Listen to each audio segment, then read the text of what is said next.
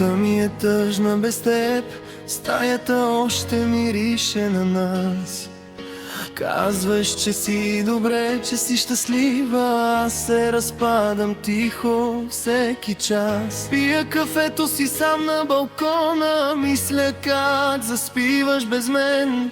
Ти си нечия друга реалност, аз съм минало време, забравен проблем. Горд съм, за това мълча, но вътре в мен всичко крещи.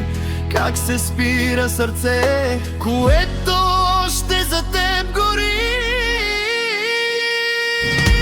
Обичам те, но нямам право, ти си чужда, аз съм сам. Сърцето ми разпада се на части, щом чуя твоето име пак там. Невъзможна любов ме убива, но без теб не съм цял човек. По-добре сам с болката си, отколкото с теб, но без теб. Не ти звъня, не те търся, не защото не ми липсваш. Просто знам, че ако те чуя, ще падна, ти ще си тръгнеш. Казваш, животът продължава, че било за добро, нали? А моят живот спря да върви в деня, в който си тръгна от мен ти. Ако трябва, ще те пусна без сцени, без драми, без вик, но нося те тихо в себе си, като най-тежкия си грях.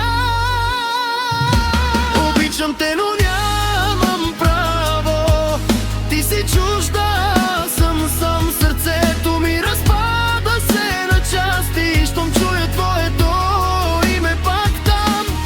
Невъзможна любов ме убива, но без теб не съм цял човек.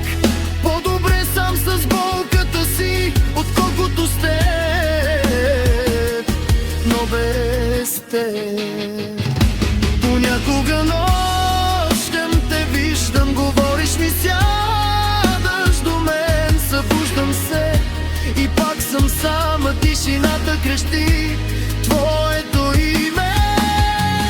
Ако някой ден ме потърсиш, когато си уморена от всичко, знай, аз още ще те обичам, но няма да те помоля за нищо. Обичам те, но нямам право, и това е най-лошият край.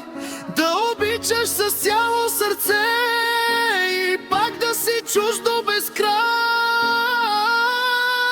Невъзможна любов, но истинска, тя ме щупи, но ме научи, че понякога най-голямата любов е тази, от която се отказваш.